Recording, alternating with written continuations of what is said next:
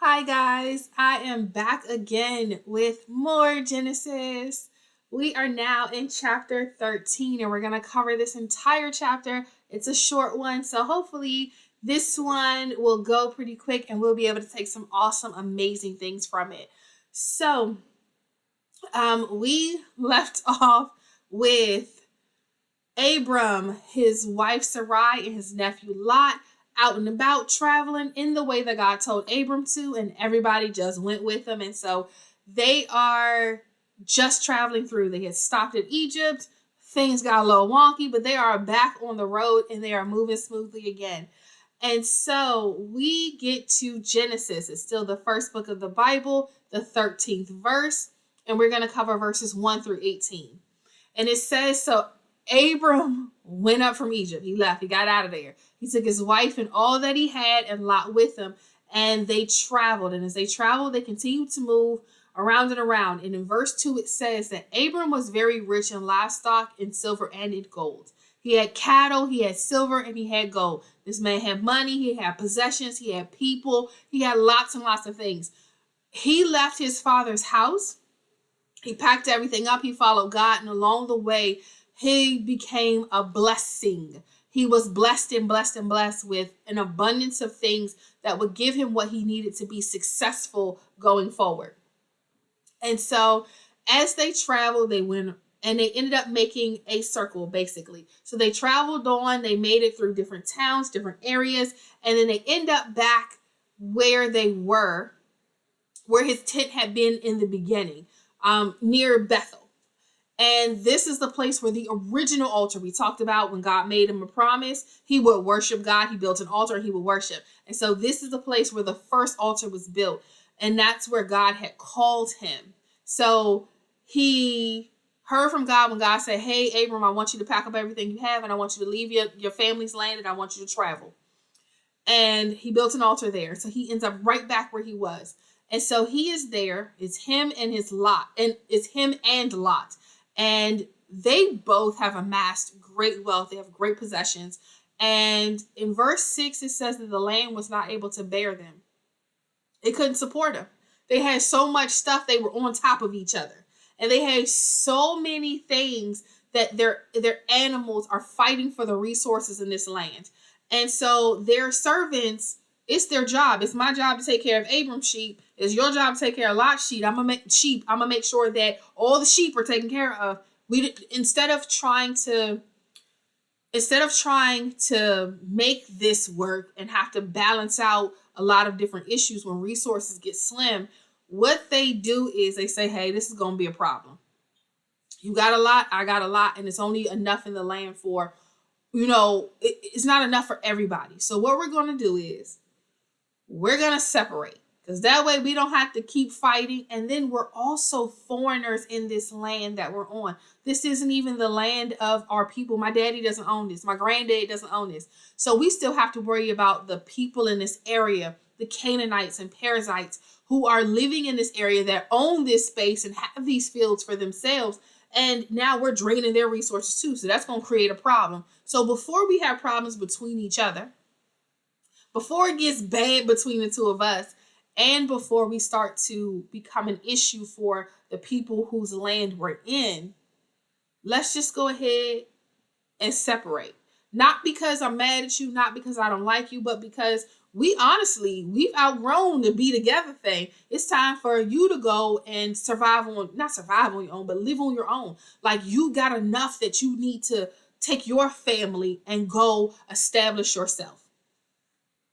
And so in verse 8, Abram says to Lot, I don't want it to be any strife.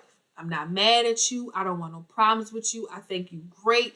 And I don't want any problems between the people that work for us. I don't want it to be a competition of who's going to get to the well first. Who's going to get the sheep out to this pasture first. So let's continue to be family. Like, I don't want any strife between the two of us. Let's make this work. The whole land is ahead of us. We got all this land around us. Let's separate, okay? You pick what you're going to do. And so if you go this way, I'm going to go this way. Not because I don't want to see you, not because I don't love you, not because there's any problems between us, But because you got enough that you can stand on your own, and I got enough that I can stand on my own, and we're going to take it in two separate directions so that there are no issues. Let's do some preventative measures here. And so in verse 10, it says, Lot looked around and saw that the plain of Jordan was well watered.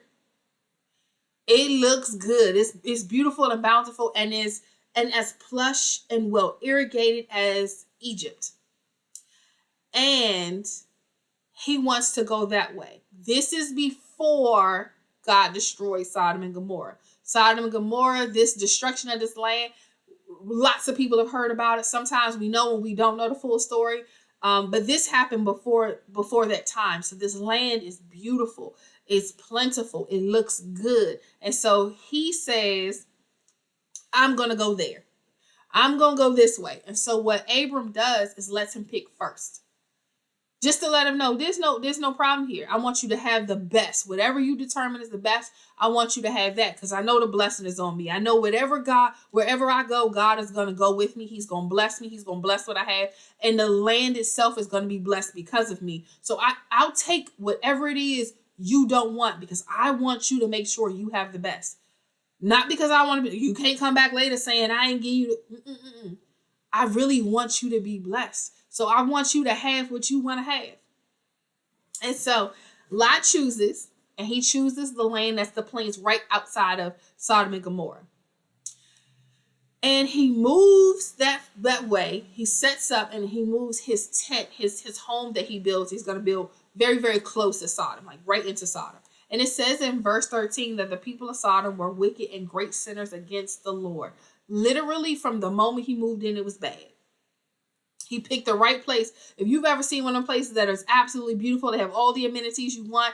They got natural rivers and creeks and things running through there. There are beautiful trees and beautiful homes, but crime is bad. It's that type of situation. It's a beautiful land, but the people just couldn't get it together where they were. And so Lot chooses what will work best for him according to what he thinks and what he feels. So he makes a decision based off of this right here. Remember, we're going to consult God about our decisions. And so in verse 14, God says to Abram after Lot separates from him, he said, look up, raise your eyes, look up, and look at where you are. Look north, south, east, and west. I want you to just do a full 360 around where you are. And I want you to go up high, look up high. And he said, all the land you see, everything the light touches, all of this, everything that you see right here, I'm going to give to you for your offspring. This circle that you just walked while I was telling you to walk, now I'm showing you. He said, I want you to journey and I'm going to show you the land. And what he did was he walked a perimeter around the land. Over the years of travel, over this time that he moved around, and this time that he was a stranger in these strange lands, he was walking out a path that was everywhere his feet were touching. God was like, everywhere you walked, I'm going to give you this land. So the promise that God gave him originally was that I'm going to give you land. I'll show you where it is. And then he said, I'm going to give you people. I'm going to make you the father of a great nation. And so here God is explaining, he's giving him some details on the plan. So God gave him two promises that were very, very vague. And now he's filling in some of the details. So he's saying the land that you walk, north, south, east, and west, everything around you, everything around what you can see, this whole path you just walked, this is the land that I'm going to give you for your people. And then in verse 16, he said, I'm going to make your offspring like the dust of the earth. Can't even be counted. If you think about it, like if you've ever looked at the dust in the light, and it's hundreds of thousands of particles, it's like, oh my God, how am I breathing this? That's what God is saying. I'm going to make these people that belong to you so numerous, it's going to be like dust. You're not even going to be able to count it. Think about the last time you stomped your foot and the dust cloud rose up. You can't count individual specks of dust. That's how great it's going to be. And so in verse 17, God tells him, get up, man. Go on, get up. And I want you to just walk this land. I want you to continue to walk it. I want you to go around and around and around this land. It's the land that I'm going to give you. And sometimes with something that is going to be yours, I don't know what your situation is, but if you've ever, like, I know that there's going to be a sale. I used to go to Wilson's. I have a thing. I love peacoats. I personally love peacoats. And if you go in the winter, they're $200 or $300. But if you buy them in July, they're like $50. And I know that they would have these really, really great sales coming up. And they would have these clearance sales, and they would get rid of these peacoats from last season. I'll wear a coat from last season if it's cute. If it's cute today, it's gonna be cute tomorrow. So I would go into the store, and I would take the peacoat I want, and I would put it in the wrong spot. And I know it drove the people that work there absolutely crazy, because I would go every morning and I would put it in the wrong spot so that people would have a harder time finding it, hoping that when I come back, it's going to be mine. And this isn't what he had to do. God was like, it's yours, friend. It's yours. Don't even worry about it. Don't move it around. Don't go in and try and lay claim to anything. Don't try and make it a issue. Don't try and make it a thing. What he did, he said, look, man, just go visit it. Just go visit it. Don't move it. Don't try and move any people out. Don't try and block people from watching it, from seeing it, from touching your land. Just know that it's yours. So what I want you to do is just go visit it. And that would be like me going and trying on the coat and saying, ooh, this is a nice coat, and putting it back on the hanger, putting it back on the rack where it goes. And then just moving on through the store. Because I know this is mine. I don't have to worry about hiding it. I don't have to worry about somebody else coming to get it, because it's mine. It doesn't matter if I'm not going to take it home today. I know that the promise says that this is mine, and I'm going to stand on that promise. And I'm just going to go back and try this coat on and be like, you know what? These shoes do look good with this coat. You know what? This is a nice purse for this coat. This dress is nice. I'm just going to keep going and looking at it, because I know. And that's what God is telling him to do. Go visit your land. Go just look at it. Just walk it. Just keep walking it. And the more you put your feet on it, that blessing that's on you, that oil that's sitting on your head, is going to fall down on this ground. And it's going to be yours for your offspring. Abraham is right now putting his feet to a promise that's for a future generation he may never get to see. And it's an impossible thing, because he doesn't have any kids. So how do I get to a future generation if I don't have this one? So in verse 18, it says he moved his tent and settled right where Hebron is. He's settling into Hebron, and he builds an altar to the Lord, because God gave him first a very vague problem, and he started to fill in some of those details. And he said, you know what, God, I'm going to worship you for the details you gave me. You didn't deliver on this promise yet, but I'm going to worship you for just giving me more details, so I know what to look for. I know what's mine. You finally performed by showing me the land. How I'm going to get it, who's going to inherit it, not really my business right now. I'm just grateful because you showed me what you said you were going to show me. So in Genesis 13, we see Abram and Lot separate. They have amassed a great amount of wealth. Abram is wealthy, Lot is wealthy as well, and they are draining the resources of this land that they are on. There's not much they can do about it, so they go ahead and they separate. And then what he does is say, hey, go ahead and pick the land that you want. I want you to have what you want. I don't want to take anything from you. I don't want to decide that what I want is more important or what I need is more important. I want you to get what you feel is the best for you. And so Lot picks, he moves into the plains outside of Jordan, or the plains of Jordan, right outside of Sodom, and he actually builds his home in Sodom. And at this point, it is noted that the people of Sodom are incredibly wicked. Incredibly wicked. That is worth mentioning, that the people in Sodom are evil and wicked, even before we talk about anything that happens when he moved. Before anything else, this is what's there. So Abram is then told by God that, hey, the land that you walked on, that circle you made, that's your land. That's yours. It's going to be for your generations. And I'm going to give you so many people. They are more numerous. They are as numerous as the dust. As dust.